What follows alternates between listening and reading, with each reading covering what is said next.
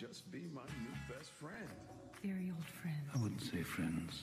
Let us pledge that the winner will allow the loser all the proper funeral rituals. Totally did, right? What's going on, everybody? I'm Justin Thomas. This is a Focalizer Network, and today we're doing something a little bit different. We did some work in the studio, so we're giving you guys a video. Let us know what you think in the comments below. And the news today is Game of Thrones, and you guys already know the word is out. It's no surprise that HBO is not ready to let Game of Thrones just fade into the dark just yet, especially when they have thousands of pages of source material. Not to mention the huge fan base that's anything but satisfied. So in my opinion, we have a little bit of a good news, bad news situation. So let's do bad news first. I think that Dan and Dave might be in a little bit of a rush, and we see this with the shortened last two seasons. Season 7 coming up, it's going to have 8 episodes instead of 10, and then the final season 8 is only going to have 6 episodes. Dan and Dave claim this has always been the plan. I believe it has something to do with them getting a little bit of negative feedback ever since they've completely departed from the source material.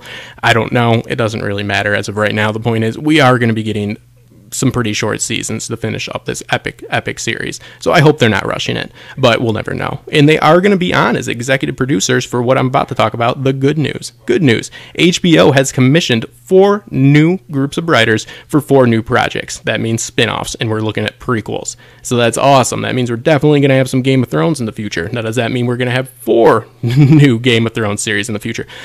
If I was a betting man, I would say no, and I am a betting man, so I'm going to say we're going to have 2 for sure. And this video is going to talk about why I think it's going to be 2, and in this video, we're going to go over why I think it's going to be 2 and which 2 it's going to be. And then I'm going to be doing a more in-depth video in the days to come, probably tomorrow or Monday latest, depending on when this comes out. But that video, I'll be discussing who are these writers and producers that are attached to these teams and what they've done in the past, and I think that that's really going to give us a good idea of what type of series we're going to get, and a pretty good idea, at least in my opinion, of who is actually going to get the work, who's actually going to get their series greenlit, and I do think it's going to be 2 of them. The reason I think this is there's 2 teams that have George with them, and there's 2 teams that don't. No, I don't think that the 2 teams that have George are just going to get their projects greenlit over the other. I think that one team, and one team in particular, I'll save that for the next video, is going to get their project greenlit for sure, and that'll be our first series. Then I think there's another team that is going to get their project greenlit, and I think it's going to be a bigger series, and I think that it's going to be down the road,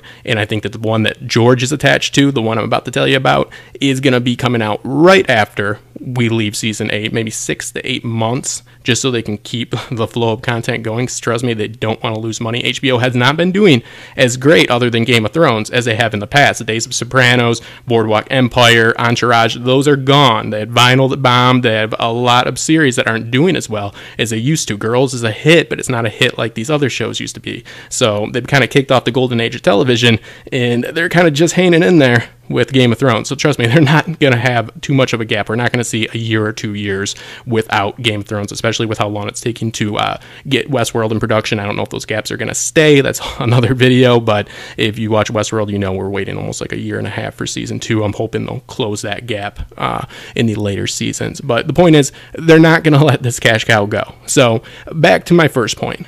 One of these teams is definitely going to get picked with George. That team, like I said, I'll talk about that writer in the next video, but the reason I think this team's going to get picked is because of what they've done in the past. They seem to be more skilled in character-driven storylines and more contained storylines. So I think that they're definitely going to do a smaller scale, at least production. I don't mean like length, but a smaller scale production that can launch literally maybe even right after 8. Give it like 3, 4 to 6 months, but most likely within the year. I'm hoping this is going to be Dunk and Egg. Now, I heard that Dunk and Egg right here was off limits. I heard it was off the table a few months ago when they were discussing the possibilities of prequels and whatnot.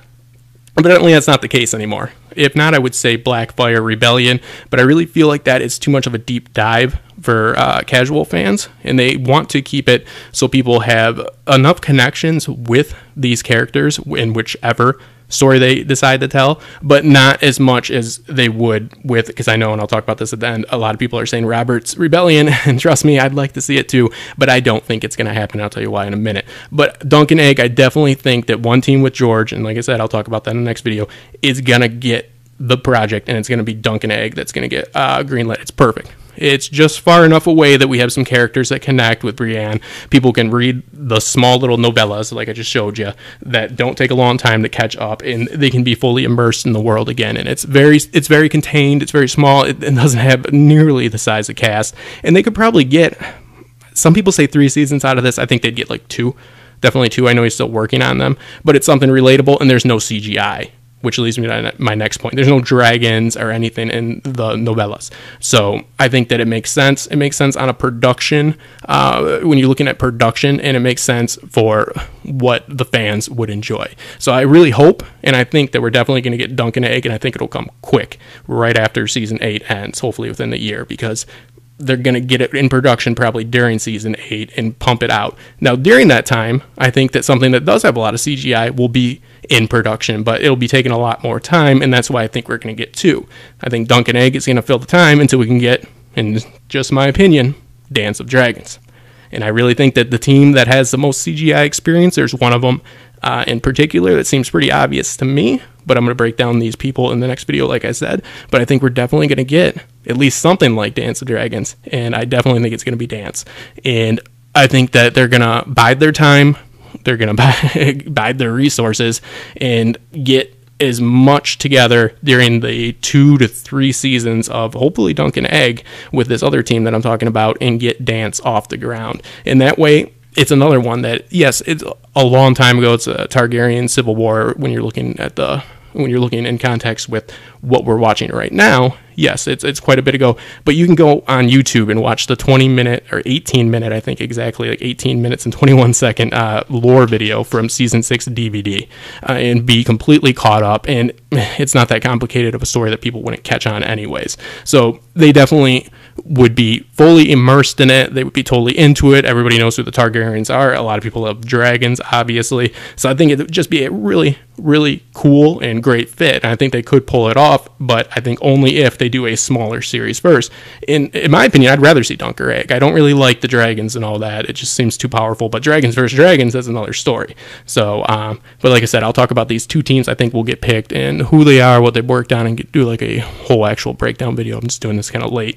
Wanted to try a new video, do actually something on camera for you guys and try it out. So when I talked about Robert's Rebellion a moment ago, I noticed a lot of YouTubers out there and fans alike are really hyping the Robert's Rebellion, and I'm with you.